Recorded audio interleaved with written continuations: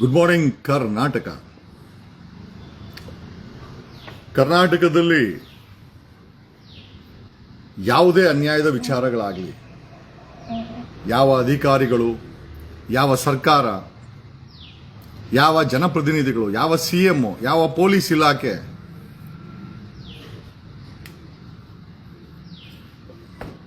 ತಲೆ ಕೆಡಿಸ್ಕೊಂಡು ಅದನ್ನ ಬಗೆಹರಿಸಲು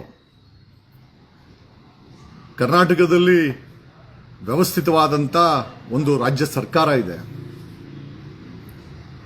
ಪೊಲೀಸ್ ಇದೆ, ಸರ್ಕಾರ ಇದೆ, ಸಿಎಂ ಇದ್ದಾರೆ, ಕ್ಯಾಬಿನೆಟ್ ಮಿನಿಸ್ಟರ್ಸ್ ಇದ್ದಾರೆ, MLAs ಇದ್ದಾರೆ, MPs ಇದ್ದಾರೆ, ಸಂಬಂಧಪಟ್ಟ ಡಿಪಾರ್ಟ್ಮೆಂಟ್ಸ್ ಇದೆ.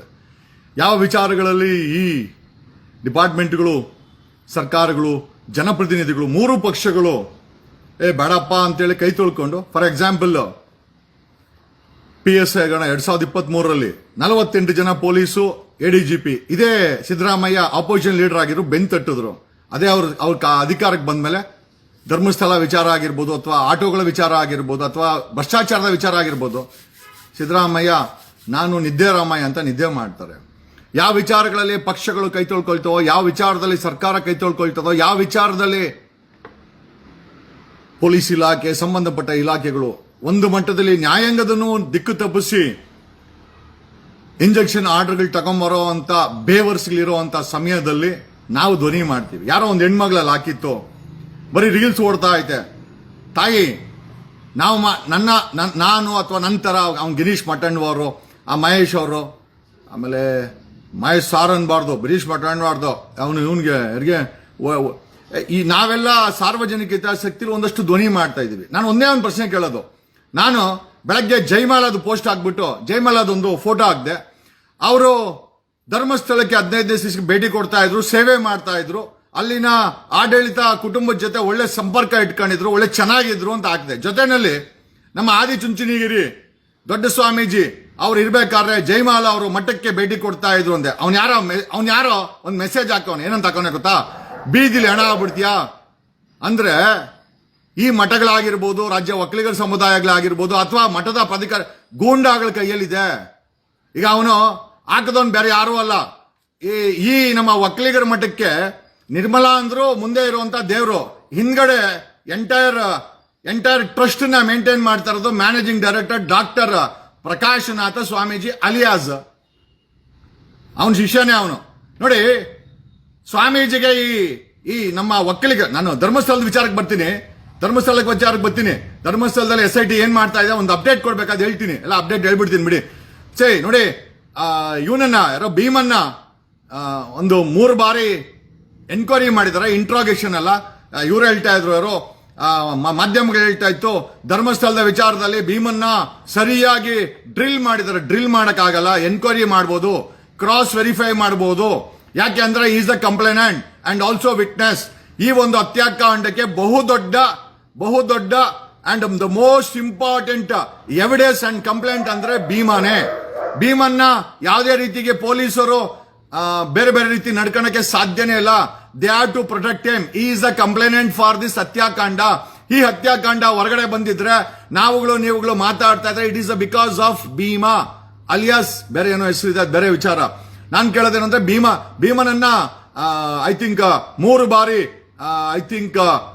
SIT ಅವರು ತಮ್ಮ ಕಚೇರಿಗೆ, ಮೂಡುಬಿದಿರೆಯ ಕಚೇರಿಗೆ ಕರೆಸಿ ಎನ್ಕ್ವೈರಿನ ಮಾಡಿದ್ದಾರೆ. ಯಾವುದೇ ರೀತಿಯ ಇಂಟ್ರಾಗೇಷನ್, ಕೆಲವು ಮಾಧ್ಯಮಗಳು ಇಂಟ್ರಾಗೇಷನ್ ಡ್ರಿಲ್ಲು ನೋಡಿ ಗುರು, ಅರ್ಥ ಮಾಡ್ಕೊಳ್ಳಿ, ಕಾನೂನು ಸ್ವಲ್ಪ ತಿಳ್ಕೊಳ್ಳಿ. ನಾನು ಹೇಳೋದೇನು ಅಂತಂದ್ರೆ, ಒಬ್ಬ ಕಂಪ್ಲೇಂಟ್ಗೆ ಯಾರು ಡ್ರಿಲ್ ಮಾಡಕ್ ಆಗಲ್ಲ. ಅವ್ನು ನಾನು ಮಾತಾಡಲ್ಲ ಅಂತಂದ್ರೆ ಎಬ್ಬರ್ಸ್ ಕಳಿಸ್ಬೇಕಷ್ಟೇ. ಅವನಿಗೆ ಕಾನ್ಫಿಡೆನ್ಸ್ ಬಂದ್ರೆ ಭೀಮನಿಗೆ SITಗೆ ಮಾಹಿತಿ ಕೊಡ್ತಾನೆ. ಆಮೇಲೆ ನಾವು ಪದೇ ಹೇಳ್ತಾ ಇದ್ದೀವಿ, ಸೌಜನ್ಯ ಪೋಸ್ಟ್ ಮಾರ್ಟಮ್ ಅನ್ನ ವಿಡಿಯೋ ರೆಕಾರ್ಡ್ ಮಾಡಿದಂತ ಬೇವರ್ಸಿ ಡಾಕ್ಟ್ರು ಆಡೋಬ ಮತ್ತೆ ರಶ್ಮಿ, ನಾನು ಇದನ್ನ ಪದ ಬಳಸ್ತಾ ಇದ್ದೀನಿ. ಯಾಕೆ ಅಂತಂದ್ರೆ ಪೋಸ್ಟ್ ಮಾರ್ಟಮ್ ಅನ್ನ ವಿಡಿಯೋ ಮಾಡಿದಿರುವಂತ ಬೇವರ್ಸಿಗಳು ಇವತ್ತು SIT ಅವರು, ನಾನು ಪದೇ ಹೇಳ್ತಾ ಇದ್ದೀನಿ, SIT ಅವರೇ ನೀವೇನಾದ್ರೂ ವಿಡಿಯೋಗ್ರಫಿ, ಭೀಮನನ್ನೇ ಆಗಿರ್ಬೋದು, ಕಂಪ್ಲೇನೆಂಟೇ ಆಗಿರ್ಬೋದು, ಸಾಕ್ಷಿಗಳ ಹುಡುಕಾಟ, ಹೆಣ ತೆಗೆಯೋದೇ ಆಗಿರ್ಬೋದು, ವಿಡಿಯೋಗ್ರಫಿ ಆಗಬೇಕು. We want N recorded investigative evidence as videography. ಇದನ್ನ ನೀವು ಮಾಡಲೇಬೇಕು. ಕಾರಣ ಯಾಕೆ ಅಂತಂದ್ರೆ, ನಾಳೆ ದಿವಸ ಪಾರದರ್ಶಕತೆ ಇಲ್ಲದಂತ ನಡೆದಂತ ತನಿಖೆ ಇದೆಯಲ್ಲ, ದಿಕ್ಕು ತಪ್ಪಿಸುವ ಕೆಲಸ ಅಥವಾ ಯಾರನ್ನೋ ಉಳಿಸುವ ಕೆಲಸ SIT ಮಾಡಬಾರದು. ಇದು by the people, to the people, for the people ಸಂವಿಧಾನ ಹೇಳುತ್ತೆ. ಅದೇ ರೀತಿ ಜನರಿಂದ ಜನರಿಗೋಸ್ಕರ ಜನರಿಗಾಗಿ ಮಾಡ್ತಾ ಇರುವಂತ SIT ತನಿಖೆಯಲ್ಲಿ ಪಾರದರ್ಶಕತೆ ಇರಬೇಕು, ಪ್ರಾಮಾಣಿಕತೆ ಇರಬೇಕು, ಪ್ರತಿಯೊಂದು ವಿಚಾರವನ್ನು ವಿಡಿಯೋಗ್ರಫಿ ಮಾಡಬೇಕು. ಭೀಮನ enquiry I am using the word particularly legally, it is a right word, it is a enquiry, cross examination ಮಾಡಬಹುದು. ಅದು ಬಿಟ್ರೆ ಡ್ರಿಲ್ಲಿಂಗು, ಹಗ್ಗ ಹಾಕ್ಬಿಟ್ರು ಭೀಮನ್ಗೆ, ಉಲ್ಟಾ ನೇತ ಹಾಕ್ಬಿಟ್ರು, ಇದೆಲ್ಲ ಏನಕ್ಕೆ? I don't even understand. ನೀವೆಲ್ಲ ಮಾಧ್ಯಮದ ವ್ಯಕ್ತಿಗಳು, ನಿಮಗೆಲ್ಲ ಪರ್ಟಿಕ್ಯುಲರ್ ವರ್ಡ್ಸ್ ಗೊತ್ತಿರುತ್ತೆ. ನೀವು ಜನರಿಗೆ ಕಿಕ್ ಕೊಡಬೇಕು ಅಂತ ಡ್ರಿಲ್ಲಿಂಗ್ ಅಂತೆಲ್ಲ ಬಳಸಕ್ ಹೋಗ್ಬೇಡಿ. ಅವನನ್ನ ಎನ್ಕ್ವೈರಿ ಮಾಡಿದ್ರೆ, I think if I am not wrong, ಭೀಮನನ್ನ ಮೂರು ಬಾರಿ ಏನೋ ಕರೆದು ಮಾಹಿತಿಯನ್ನ ಸಂಗ್ರಹ ಮಾಡಿದ್ದಾರೆ. ಅದರ ಮೇಲೆ SIT ಅವರು ಮುಂದಿನ ಕ್ರಮಗಳನ್ನ ಪ್ಲಾನ್ ಮಾಡ್ತಾ ಇದ್ದಾರೆ. SIT ಅಲ್ಲೇ ಬೀಡು ಬಿಟ್ಟಿದೆ, ಮೂಡುಬಿದಿರಿನಲ್ಲೇ ಬೀಡು ಬಿಟ್ಟಿದೆ. ಅಧಿಕಾರಿಗಳು ಹೋಗ್ತಾ ಬರ್ತಾ ಇದ್ದಾರೆ, that's A different matter. But SIT ಒಂದು ದೊಡ್ಡ ಮಟ್ಟದ ಪ್ರೋಗ್ರೆಸ್ ಅನ್ನ ಮಾಡ್ತಾ ಇದೆ. ಆಮೇಲೆ SIT ಅವ್ರು ನಾವು ಹೇಳಿದೇನು ಅಂತಂದ್ರೆ, ಒಂದಷ್ಟು ಮಾಧ್ಯಮಗಳು, ಅಂತಾರಾಷ್ಟ್ರೀಯ ಮಾಧ್ಯಮಗಳು, ರಾಷ್ಟ್ರೀಯ ಮಾಧ್ಯಮಗಳು, ನಮ್ಗೆ ಬೇಕಾದವರು ಒಂದಷ್ಟು ಜನ SIT ಮಾಡ್ತಾ ಇರೋ ಕಾರ್ಯವೈಖರಿಯನ್ನ ಮತ್ತೆ ಅಲ್ಲಿ ವಿರೋಧಿಗಳು ಮಾಡ್ತಾ ಇರೋ ಚಟುವಟಿಕೆಗಳನ್ನ ವಿ ಆರ್ ಮಾನಿಟರಿಂಗ್ ಇಟ್. ಅಲ್ಲಿ ಏನೇ ನಡೆದ್ರು, ಅಲ್ಲಿ ನೀವು ಕೆಮ್ಮಿದ್ರು, ಇಲ್ಲಿ ಕೆಮ್ಮಿದರು ಅಂತ ಮಾಹಿತಿ ಗೊತ್ತಾಗುತ್ತೆ. ಯಾರು ಏನಕ್ಕೆ ಹೇಳ್ತಾ ಇದ್ದೀನಿ ಅಂತಂದ್ರೆ, ನೀವು ಕರೆಕ್ಟಾಗಿ ಕೆಲಸ ಮಾಡ್ಲಿ ಅಂತ. ನಾವೇನ್ ಜೇಮ್ಸ್ ಬಾಂಡ್ ಅಂತ ಎಲ್ಲೂ ಹೇಳ್ಕೊಳ್ಳಲ್ಲ. ಯಾಕಂದ್ರೆ ಅಲ್ಲಿ ನಾವೇನೋ ಒಂದು ವಿಡಿಯೋ ಹಾಕಾರೆ, ಓ ಡೋಂಗಿಗೆ ವಿಡಿಯೋ ಮಾಡಿ ಹಾಕಿ ಸತ್ಯ ಹೇಳಕ್ ಬರ್ತದೆ. ನಾನು ಅಲ್ಲಿ ಕೆಟ್ಟ ಕಮೆಂಟ್ ಹಾಕ್ತಾರೆ, ಏನೋ ಒಂದು ವಿಡಿಯೋ ಮಾಡಾಕ್ಬಿಟ್ಟು ಈ ಸೌಜನ್ಯ ಕೇಸ್ ನಾನು ಟೇಕ್ ಓವರ್ ಬೇಡ ಗುರು, ಹೇಳಿನಲ್ಲ. ನನಗೆ ಈ ಒಂದು ರಿಸ್ಕ್ಗಳ ಕೆಲಸ ನಾನು ಹೇಳ್ತೀನಲ್ಲ, ನಿಮಗೆ ಕೆಳಗಡೆ ಸೀಡ್ಸ್ ಇದ್ರೆ ಒಂದು ವಿಡಿಯೋ ಮಾಡಾಕಿ. ಎಷ್ಟು ಧಮಕಿ ಬರುತ್ತೆ, ಎಷ್ಟು ಥ್ರೆಟ್ನಿಂಗ್ ಬರ್ತದೆ ಫೋನ್ಗಳಲ್ಲಿ, ಮೆಸೇಜ್ಗಳಲ್ಲಿ, ಮೆಸೆಂಜರ್ಗಳಲ್ಲಿ, ವಾಟ್ಸಪ್ ಅಲ್ಲಿ. ಆಮೇಲೆ ನೀವು ದಾರಿಯಲ್ಲಿ ಹೋಗ್ಬೇಕಾದ್ರೆ ಯಾವ ರೀತಿ ನಿಮ್ಮನ್ನ ಜನ ನೋಡ್ತಾರೆ ಅರ್ಥ ಆಗುತ್ತೆ. ಅಲ್ಲ, ಜಸ್ಟ್ ನಾವು ಅವ್ರು ಹೇಳೋದಂದ್ರೆ, ಜಸ್ಟ್ ಒಂದು ರೀಲ್ಸ್ ಮಾಡಾಕ್ಬಿಟ್ಟು, ರೀಲ್ಸ್ ಯಾರೋ ಹೆಣ್ಮಗ್ಳು ಹಾಕಿದ್ಲು, ಯಾರೋ ಮುಸ್ಲಿಂ ಹೆಣ್ಮಗ್ಳು, ಜಸ್ಟ್ ರೀಲ್ಸ್ ಓಡ್ತಾ ಇದ್ದೆ. ತಾಯಿ, ನಿಂಗೆ ತಾಕತ್ತಿದ್ರೆ ನೀನು ಹೆಣ್ಮಗ್ಳೇ ಅಲ್ಲ, ಒಂದು ವಿಡಿಯೋ ಮಾಡಾಕು ಈ ಧರ್ಮಸ್ಥಳದ ಹತ್ಯಾಕಾಂಡದ ಬಗ್ಗೆ. ನಿನ್ನನ್ನು ಹೆಂಗೆ ಫೋನಲ್ಲಿ ಮತ್ತೆ ಬಾಯಲ್ಲಿ, ಮೆಸೇಜ್ ಅಲ್ಲಿ, ವಾಟ್ಸಪ್ ಅಲ್ಲಿ ನಿನ್ನನ್ನ ಯಾವ ರೀತಿ ಭಂಗ ಬಿಡಿಸ್ತಾರೆ ಅಂತ ಗೊತ್ತಾಗತ್ತೆ. ಇದು ಬರೀ ವಿಡಿಯೋ ಅಲ್ಲ. ನಾವುಗಳು ನಮ್ಮ ಜೀವನವನ್ನ ಒತ್ತೆ ಇಟ್ಟು ಮಾಡ್ತಾರಂತ ಕೆಲಸ. ನಿಮಗ್ ತಾಕತ್ತಿದ್ರೆ ನಮ್ಗೆ ಹಂಗ ಮಾಡಿ ಹಿಂಗ್ ಮಾಡಿ ಅಂತ ಹೇಳೋದ್ ಬದಲು ಅಲ್ಲೊಂದು ವಿಡಿಯೋ ಮಾಡಾಕಿ, ನಿಮಗ್ ಗೊತ್ತಾಗತ್ತೆ ನಮ್ಮ ಪರಿಸ್ಥಿತಿ. ಹಂಗನ್ಬಿಟ್ಟು ಯಾವನೋ ಜಗ್ಗೋನೋ ಬಗ್ಗೋನೋ ಇಲ್ಲ, ಇತಿಹಾಸ ಇಟ್ಕೊಂಡು ಬಂದು ಹೋರಾಟ ಮಾಡ್ತಾರಂತ ವ್ಯಕ್ತಿ ನಾನು ನ್ಯಾಯ ಕೊಡ್ಸಕ್ಕಾಗುತ್ತಾ ಇಲ್ಲ ಗೊತ್ತಿಲ್ಲ.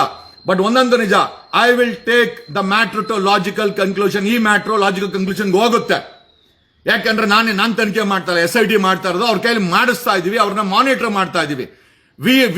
ನಾವು ಒಬ್ಬರೇ ಅವ್ರನ್ನ ಮಾನಿಟರ್ ಮಾಡ್ತಾ ಇಲ್ಲ. If I am not wrong, BBC monitor ಮಾಡ್ತಾ ಇದೆ, ಅಂತಾರಾಷ್ಟ್ರೀಯ CNIBC ಮಾನಿಟರ್ ಮಾಡ್ತಾ ಇದೆ. And if I am not wrong, one more Muslim channel, ಅಂತಾರಾಷ್ಟ್ರೀಯ ಚಾನಲ್ ಅದು, ಇವನ್ ದೇ ಆರ್ ಮಾನಿಟರಿಂಗ್. ಮೂರು ಅಂತಾರಾಷ್ಟ್ರೀಯ ಚಾನಲ್ ಮಾಧ್ಯಮ ಸಂಸ್ಥೆಗಳು SIT ಮತ್ತೆ ಅಲ್ಲಿ ಧರ್ಮಸ್ಥಳ ಏನಾಗ್ತಾ ಇದೆ ಅಂತ ದೇ ಆರ್ ಮಾನಿಟರಿಂಗ್. ನಿಮ್ಗೆ ಯಾರು ಅಂತ ಗೊತ್ತಾಗಲ್ಲ, ಬಟ್ ದೇ ಆರ್ ಮಾನಿಟರಿಂಗ್ ಇಟ್ಟು, they are also collecting the details. National ಮಾಧ್ಯಮಗಳು ಕೂಡ ಅಲ್ಲಿ ದೇ ಆರ್ ಮಾನಿಟರಿಂಗ್ ಇಟ್ಟು, ನಿಮಗೆ ಗೊತ್ತೂ ಆಗಲ್ಲ, ಬಟ್ ದೇ ಆರ್ ಮಾನಿಟರಿಂಗ್ ಇಟ್ಟು. ಪ್ಯಾರಲಲ್ಲಿ ನನಗೆ ಬೇಕಾದಂತ ಒಂದಷ್ಟು ವಾಲಂಟಿಯರ್ಸ್, ನಾನು IB ರಾ ತರ ಪೊಲೀಸ್ ಅವ್ರ ತರ ಹಣ ಕೊಟ್ಟು ಯಾರ ಕೈಲೂ ಮಾನಿಟರ್ ಮಾಡ್ಸಕ್ಕಾಗಲ್ಲ. ನನಗೆ ಬೇಕಾದಂತ ನನ್ನ ಆತ್ಮೀಯ ವಾಲಂಟಿಯರ್ಸ್ ಅಲ್ಲೇ ಇದ್ಕೊಂಡು ನನಗೂ ಕೂಡ ಮಾಹಿತಿಯನ್ನ ಕೊಡ್ತಾ ಇದ್ದಾರೆ. We are also collecting the details. ಎಷ್ಟೋ SIT ವಿಚಾರಗಳನ್ನ ಬಹಿರಂಗವಾಗಿ ಹೇಳಕ್ಕಾಗಲ್ಲ, ಯಾಕಂದ್ರೆ ತನಿಖೆ ಮೋಡಲ್ ಇದೆ. ನಾವು ತನಿಖೆಯನ್ನ ದಿಕ್ತಪ್ಪಿಸಬಾರ್ದು, ವೈಬ್ರೇಟ್ ಮಾಡಬಾರ್ದು, ಆಮೇಲೆ ತನಿಖೆಗೆ ನಾವು ತೊಂದರೆ ಕೊಡಬಾರ್ದು ಅನ್ನೋ ಒಂದೇ ವಿಚಾರಕ್ಕೆ ನಾನು ಕೂಡ ಎಷ್ಟು ಬೇಕೋ ಅಷ್ಟೇ ಹೇಳ್ತಾ ಇದ್ದೀನಿ. I am not disclosing the things. Definitely SIT ಅವರು ಪ್ರೆಸ್ ಬ್ರೀಫ್ ಮಾಡ್ತಾರೆ, ಅಫಿಷಿಯಲ್ ಆಗಿ ಅವರೇ ಹೇಳ್ತಾರೆ ನಿಮ್ಗೆ. ಇಟ್ ಈಸ್ ನಾಟ್ ನೆಸೆಸರಿ ನಾನು ಹೇಳ್ಬೇಕಂತ ಏನಿಲ್ಲ, ಅಥವಾ ಮಾಧ್ಯಮ ಹೇಳ್ಬೇಕಂತಿಲ್ಲ. ಮಾಧ್ಯಮಗಳನ್ನಷ್ಟು ಸ್ಟೋರಿ ಬಿಡ್ತಾ ಇದೆ, ಅದು 90% ಫ್ಯಾಕ್ಟ್ಸ್ ಇದೆ. ಎಸ್ಪೆಷಲಿ ನ್ಯೂಸ್ 18 ಒಂದಷ್ಟು ಫ್ಯಾಕ್ಟ್ಸ್ ಗಳನ್ನ ಬಿಡ್ತಾ ಇದೆ. ಇಂಟ್ರಾಗೇಷನ್ ಡೀಟೇಲ್ಸ್ ಆಗಿರ್ಬೋದು, ನ್ಯೂಸ್ 18 ಹಾಕಿದೆ. ಎಸ್, ಅದರಲ್ಲೆಲ್ಲ ಒಂದಷ್ಟು ಸತ್ಯ ಅಂತೂ ಇದೆ. ಆಮೇಲೆ ಇಷ್ಟಕ್ಕೆಲ್ಲ ಕಾರಣ ನಿಮ್ಮ ಒತ್ತಡ. ಜನರ ಮನಸ್ಸಲ್ಲಿ ಮಾದಾಯಿ ಎತ್ಕೊಂಡ್ಬಂದ್ರು. ಯಾರೋ DK ಶಿವಕುಮಾರ್ BJP ಅವರು ಮಹದಾಯಿ ಬಗ್ಗೆ ನಿಮ್ ತಲೆಗೆ ಹಾಕೋಣ ಅಂತ, ನಿಮ್ ತಲೆಗೆ ಹೋಗಿಲ್ಲ ಅದು. ನೋಡಿ, ರಾಜಕಾರಣಿಗಳು ಮೂರು ಪಕ್ಷದವರು ಒಂದು ಸ್ಕೆಚ್ ಹಾಕಿದ್ರು, ಗೋವಾದು ನಮ್ದು ಮಹದಾಯಿ ಎತ್ಕೊಂಬರೋಣ, ಎಮೋಷನಲಿ ಜನರಿಗೆ ಮಹದಾಯಿ ಬಗ್ಗೆ ಅಂತ. ನೀವು ಯಾರು ಡೈವರ್ಟ್ ಆಗಿಲ್ಲ. ಅವ್ರಿಗೆ ಎಂತ ಬೇವರ್ಸಿ ನನ್ನ ಮಕ್ಕಳಪ್ಪ, ನಾವು ಡೈವರ್ಟ್ ಮಾಡಿದ್ರು ಮಾಡಿಲ್ಲ ಅಂತ. ಯಾಕಂದ್ರೆ ತಲೆ ತುಂಬಾ ಎಮೋಷನ್ಸ್ ಇದೆ, ತಲೆ ತುಂಬಾ ಕೊಲೆ ಬಗ್ಗೆ ವಿಚಾರ ಇದೆ. ಇದು ಏನಾಗುತ್ತೆ, ಎಲ್ಲೋಗಿ ತಲುಪುತ್ತೆ. ನೆನ್ನೆ ಯಾರೋ ಒಂದು ಆಡಿಟ್ ಕೂಡ ಮಾಡಿದ್ದಾರೆ ಕನ್ನಡ ಚಾನೆಲ್ ಅವರು. ಜಗದೀಶ್ ಅವರು ಈ ಒಂದು ಹತ್ಯಾಕಾಂಡಕ್ಕೆ ನ್ಯಾಯ ಕೊಡಿಸಬಹುದಂತ 70-30, 30% ಜನ ಹೇಳಿದ್ದಾರೆ ಜಗದೀಶ್ ಕೊಡ್ಸಕ್ಕಾಗಲ್ಲ ಅಂತ. ಇನ್ನು 70% people believe in my actions. Definitely ನೀವು ನಂಬಿರೋದಕ್ಕೆ ನ್ಯಾಯ ಆಗೇ ಆಗುತ್ತೆ ಅಂತ ಹೇಳುತ್ತಾ, ನನಗೆ ಇದರಲ್ಲಿ ಯಾವುದು ಬೇರೆ ಮೇಲೆ ರಿಸ್ಕ್ ಇದೆ. ನೀವು ಅನ್ಕೊಂಡಷ್ಟು ಒಂದು ವಿಡಿಯೋ ಮಾಡಿ ರೀಲ್ಸ್ಗಲ್ಲ, ಇದು ರೀಲ್ಸ್ ಅಲ್ಲ ರೀ.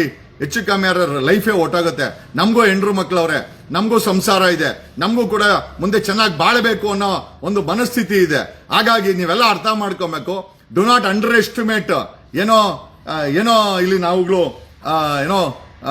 ಏನೋ ಮಿರಾಕಲ್ಸ್ ಮಾಡ್ಬಿಡ್ತೀವಿ, ಆಮೇಲೆ ಬರೀ ರೀಲು ವಿಡಿಯೋನೇ ಅಲ್ವಾ. It's very very risky job, ತುಂಬಾ ರಿಸ್ಕಿ ಜಾಬ್ ಇದು. ಆಮೇಲೆ ಬೆಳಗ್ಗೆ ನಾನು ಜೈಮಾಲಾ ಅವರ SIT ತನಿಖೆ ಮಾಡ್ತಾ ಇದೆ. SIT ಸದ್ಯಕ್ಕೆ ಪ್ರಾಮಾಣಿಕವಾಗಿ ತನಿಖೆ ಮಾಡ್ತಾ ಇದೆ. SIT ಅವರನ್ನ ನೀವುಗಳು ನಂಬಬಹುದು ಅಂತ ನಾನು ಹೇಳ್ತಾ ಇದ್ದೀನಿ. ಅರೆಸ್ಟು, ಮುಂದಿನ action, wait and watch. As of today SIT ಇದರಲ್ಲಿ ಪ್ರಾಮಾಣಿಕತೆಯಿಂದ ತನಿಖೆಯನ್ನ ಮಾಡ್ತಾ ಇದೆ. ಇಷ್ಟು ವಿಚಾರವನ್ನ ಹೇಳಬಲ್ಲೆ. ಅಲ್ಲಿರುವಂತ SIT ಅವರು ಭಯದಿಂದ, ಅಂದ್ರೆ ಇದೇನಾದ್ರೂ ಉಲ್ಟಾ ಮಾಡಿದ್ರೆ ಅವರುಗಳು ಕೂಡ ಜೈಲಿಗೆ ಹೋಗ್ತಾರೆ ಅನ್ನೋ ಭಯ ತಲೆಯಲ್ಲಿ ಇಟ್ಕೊಂಡು ತನಿಖೆ ಮಾಡ್ತಾ ಇದ್ದಾರೆ. ಅದರಲ್ಲಿ ಎರಡನೇ ಮಾತಿಲ್ಲ. ಇರೋದ್ರಲ್ಲಿ ನಿಷ್ಠೆಯಾಗಿ ಕೆಲಸ ಮಾಡ್ತಾ ಇದ್ದಾರೆ. ಡೆಫಿನೆಟ್ಲಿ ಸರ್ಕಾರಕ್ಕೆ ರಿಪೋರ್ಟ್ ಮಾಡ್ತಾ ಇದ್ದಾರೆ, ಡಿಪಾರ್ಟ್ಮೆಂಟ್ ರಿಪೋರ್ಟ್ ಆಗ್ತಾ ಇದೆ. ಆಪೋಸಿಷನ್ ಅವರು ಮಾಹಿತಿಗಳನ್ನ ತಗೊಳ್ತಾ ಇದ್ದಾರೆ, ಅದು ಬೇರೆ ವಿಚಾರ. ಅಟ್ ದ ಸೇಮ್ ಟೈಮ್ ಅಂತಾರಾಷ್ಟ್ರೀಯ ಮಾಧ್ಯಮಗಳು, ರಾಷ್ಟ್ರೀಯ ಮಾಧ್ಯಮಗಳು, ರಾಜ್ಯದ ಒಂದಷ್ಟು ಮಾಧ್ಯಮಗಳು ಜೊತೆ ನಮ್ಮಂತ ಸ್ಪೈಗಳು ವಾಚ್ ಮಾಡ್ತಾ ಇದ್ದೀವಿ. ಕಾರಣ ಯಾಕೆ ಅಂತಂದ್ರೆ SIT ಅವರು ಡೀರೇಲ್ ಆಗಬಾರ್ದು, SIT ಅವರು ದಿಕ್ಕು ತಪ್ಪಬಾರ್ದು, SIT ಅವರು ಪ್ರಾಮಾಣಿಕವಾಗಿ ತನಿಖೆ ಮಾಡಬೇಕು. 13 ವರ್ಷದಿಂದ ನೆನೆಗುದಿಗೆ ಬಿದ್ದಿರುವಂತ ಸೌಜನ್ಯ ಪ್ರಕರಣದಿಂದ ಶುರುವಾದಂತ ಈ ವಿಚಾರ ಈಗ ಸಾವಿರಕ್ಕೂ ಹೆಚ್ಚು ಹೆಣ್ಣು ಮಕ್ಕಳನ್ನ ಕಿಡ್ನಾಪ್ ಮಾಡಿ ಅತ್ಯಾಚಾರ ಮಾಡಿ ಮುಚ್ಚಾಕಿರುವಂತ ಭೀಮನ ಹೇಳಿಕೆವರೆಗೂ ಬಂದು ನಿಂತಿದೆ. ಇವತ್ತು ರಾಜ್ಯದ ಜನತೆ ನ್ಯಾಯ ಕೇಳ್ತಾ ಇದ್ದಾರೆ. ನ್ಯಾಯ ಕೊಡ್ಲೇಬೇಕು. SIT ಸಿದ್ದರಾಮಯ್ಯ ಸರ್ಕಾರ ಜನರ ಪರವಾಗಿ ಸಪೋರ್ಟ್ ಮಾಡಲೇಬೇಕು. ಯಾರೇ ಆರೋಪಿಗಳಾದ್ರೂ ಅವ್ರನ್ನ ಶಿಕ್ಷೆ ಕೊಡಿಸಬೇಕು, ಅರೆಸ್ಟ್ ಮಾಡಬೇಕು, ಜೈಲಿಗೆ ಕಳಿಸಬೇಕು, ಸ್ಪೀಡ್ ಟ್ರಯಲ್ ಮಾಡಬೇಕು. ಒಂದು ಫಾಸ್ಟ್ ಟ್ರ್ಯಾಕ್ ಕೋರ್ಟ್ ಅನ್ನ ಸಿದ್ದರಾಮಯ್ಯ ಸರ್ಕಾರ ಎಸ್ಟಾಬ್ಲಿಷ್ ಮಾಡಬೇಕು. ತಲೆಯಲ್ಲಿ ಇಟ್ಕೊಳ್ಳಿ.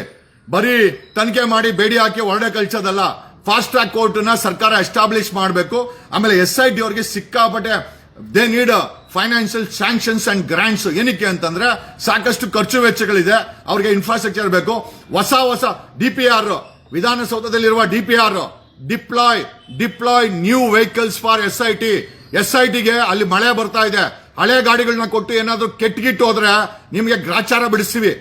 ವಿಧಾನಸೌಧದಲ್ಲಿರುವ department of personnel deploy new vehicle for SIT ಗೆ ಅವ್ರಿಗೆ ಎಷ್ಟು ಬೇಕೋ ಅಷ್ಟು ವೆಹಿಕಲ್ ಗಳನ್ನ, ಅಡಿಷನ್ ವೆಹಿಕಲ್ಸ್ ಅನ್ನ, ಆಂಬ್ಯುಲೆನ್ಸ್ ಗಳನ್ನ DPR ಆದೇಶ ಮಾಡಿ ಅವರಿಗೆ ಡಿಪ್ಲಾಯ್ ಮಾಡಬೇಕು.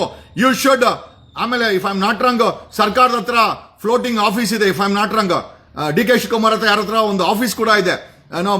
ಅದನ್ನ ಕೊಡಿ, ಅವ್ರಿಗೆ ಬಳಸ್ಕೊಳ್ಳಿ. If they want floating office, bus ಅಲ್ಲಿ ಆಫೀಸ್ ಇರ್ತದೆ, ದಯಮಾಡಿ ಅದನ್ನ ನೀವು. ಯಾಕಂದ್ರೆ 1,000ಕ್ಕೂ ಹೆಚ್ಚು ಹಣಗಳನ್ನ ತೆಗಿಬೇಕು ಅನ್ನೋ ದೊಡ್ಡ ವಿಚಾರ ಅಲ್ಲ. ಅವ್ರಿಗೆ ಕ್ಯಾರವನ್ ಟೈಪ್ ಅಲ್ಲಿ ಒಂದು ಬಸ್ ಬೇಕಾಗುತ್ತೆ. ಆ ಬಸ್ ಅಲ್ಲಿ ಆಫೀಸ್ ಬೇಕಾಗುತ್ತೆ. Deploy them. ಕೊಡೆಗಳು ಬೇಕಾಗುತ್ತೆ, ಗ್ಲೌಸ್ ಬೇಕಾಗುತ್ತೆ, ಸಾಕಷ್ಟು ಖರ್ಚಿದೆ. ಆಮೇಲೆ ಬೂಟ್ಸು, ಗಮ್ ಬೂಟ್ ಬೇಕಾಗುತ್ತೆ. ಆಮೇಲೆ ವಾಸನೆಗೆ ಬೇಕಾಗಂತ ಐ ಥಿಂಕ್ ಅದೇ ಬಟ್ಟೆ ಕಟ್ಕೊಂಡು ಅಂತ ಬಟ್ಟೆಗಳು, ಸೇಫ್ಟಿ ಮೆಥಡ್ಸ್, ಹೆಲ್ಮೆಟ್ಸ್. ಆಮೇಲೆ ಸಾಕಷ್ಟು ಗಾಡಿಗಳು ಬೇಕಾಗುತ್ತೆ. ಹಳೆ ಗಾಡಿ ಕೊಟ್ಟು ಏನು ಕೆಟ್ಟಿಗಿಟ್ಟು ಹೋಯ್ತೋ ಚೆನ್ನಾಗಿರಲ್ಲ. ಮೊನ್ನೆ ತಾನೇ ಅವನು ಯಾರೋ ಪೊಲೀಸ್ ಇನ್ಸ್ಪೆಕ್ಟರ್ ಗಾಡಿ ಕೆಟ್ಟೋಗಿ ಅವನ ಮೇಲೆ ಗಾಡಿ ಹತ್ತಿಸ್ಕೊಂಡೋದ್ರು. ಈ ತರ ಎಲ್ಲ ನಿದರ್ಶನ ಇರ್ಬೇಕಾದ್ರೆ SIT ಅವ್ರನ್ನ ಪ್ರೊಟೆಕ್ಟ್ ಮಾಡಬೇಕಾದ್ದು ತುಂಬಾ ಇಂಪಾರ್ಟೆಂಟ್. ಅವ್ರಿಗೆ ಅಡಿಷನಲ್ ಫೋರ್ಸ್ ಅನ್ನ ಕೊಡಿ. ನಾಕಾಬಂದಿಗೆ ಬೇಕಾದಂತ ಬ್ಯಾರಿಕೇಡ್ಸ್ ಗಳನ್ನ, ಮತ್ತೆ ಆ ಇನ್ವೆಸ್ಟಿಗೇಷನ್ ಬೇಕಾದಂತ ಎಲ್ಲದನ್ನ, ಕೊಡೆ ಆಗಿರ್ಬೋದು, ಗ್ಲೌಸ್, ಮಾಸ್ಕ್ಗಳು, ಬೂಟು, ಹೆಲ್ಮೆಟ್, ಆಮೇಲೆ ಬೇಕಾದಂತ ಟೆಕ್ನಿಕಲ್ ಇನ್ಫ್ರಾಸ್ಟ್ರಕ್ಚರ್ ತುಂಬಾ ಇಂಪಾರ್ಟೆಂಟ್. ಅಲ್ಲಿರುವಂತ ಮೊಬೈಲ್ಗಳಲ್ಲಿ ಕೆಲಸ ಮಾಡುವಂತ ಕೆಲಸಗಾರರ ಮೊಬೈಲ್ ಅಲ್ಲಿ ಸಾಕಷ್ಟು ಡಾಟಾ ಬೇಸ್ ಇದೆ. ವಿಡಿಯೋಗೆ ಎವಿಡೆನ್ಸ್ ಇದೆ, ಫೋಟೋ ಎವಿಡೆನ್ಸ್ ಇದೆ, ವಾಯ್ಸ್ ಎವಿಡೆನ್ಸ್ ಇದೆ. ನಿಮಗೆ ಯಾರು ಅಂತ ಬೇಕು ಅಂತಂದ್ರೆ once you reach to certain, ನಿಮ್ಗೆ ಬೇಕಾದಾಗ ಕೇಳ್ಕೊಳ್ಳಿ ಸಾರ್ವಜನಿಕರಿಂದ. ಆಟೋಮೆಟಿಕ್ ಆಗಿ ಅವರೇ ನಿಮ್ಗೆ ಅದನ್ನ ರೆಕಾರ್ಡ್ ಮಾಡಿ SIT ಕಳಿಸ್ತಾರೆ. SIT ಕಚೇರಿಯ ವಿಳಾಸವನ್ನ ದಯಮಾಡಿ ಅಫಿಷಿಯಲ್ ಆಗಿ SIT ಅವರು ಪಬ್ಲಿಷ್ ಮಾಡಬೇಕು. ಒಂದು ವಾಟ್ಸಪ್ ನಂಬರ್ ಅನ್ನ ನೀವು ಪಬ್ಲಿಷ್ ಮಾಡಬೇಕು. ನಾನು ಪದೇ ಪದೇ ಕೇಳ್ತಾ ಇದ್ದೀನಿ, ಪದೇ ಪದೇ ಕೇಳಿದ್ರು SIT ಅವರು ತಮ್ಮ ಅಫಿಷಿಯಲ್ ವಿಳಾಸವನ್ನ, ಮೂಡುಬಿದಿರೆಯ ಅಫಿಷಿಯಲ್ ವಿಳಾಸವನ್ನ ಅಫಿಷಿಯಲ್ ಆಗಿ ಎಲ್ಲೂ ಪಬ್ಲಿಷ್ ಮಾಡಿಲ್ಲ. ಒಂದು ಪತ್ರಿಕಾ ಪ್ರಕಟಣೆಯಲ್ಲಿ SIT ಅವರು ನಿಮ್ಮ ಅಫಿಷಿಯಲ್ ಅಡ್ರೆಸ್, ಯಾರಾದ್ರೂ ನಿಮಗೆ ಪೋಸ್ಟ್ ಕಳಿಸಬೇಕು, ಎವಿಡೆನ್ಸ್ ಕಳಿಸಬೇಕು ಅಂದ್ರೆ ಒಂದು ಅಫಿಷಿಯಲ್ ಅಡ್ರೆಸ್ ಬೇಕಾಗಿದೆ. ದಯಮಾಡಿ ಅದನ್ನ ಒಂದು ಪ್ರೆಸ್ ಬ್ರೀಫ್ ಅಲ್ಲಿ ನೀವು ಪತ್ರಿಕೆಗಳಿಗೆ ಕೊಟ್ರೆ ನಮ್ಮಂತರು ಎಷ್ಟೋ ಜನ ನಿಮ್ಗೆ ಕಳಿಸಬೇಕು ಅಂತಿದ್ರೆ they will give it to you ಅಂತ ಹೇಳುತ್ತಾ, ಆಮೇಲೆ ಹೆಚ್ಚಿನ ವಿಡಿಯೋಗಳಿಗೆ ಪ್ರತಿಧ್ವನಿ ಯೂಟ್ಯೂಬ್ ಚಾನೆಲ್ ಸಬ್ಸ್ಕ್ರೈಬ್ ಮಾಡಿ, ಬೆಲ್ ಐಕಾನ್ ಕ್ಲಿಕ್ ಮಾಡಿ.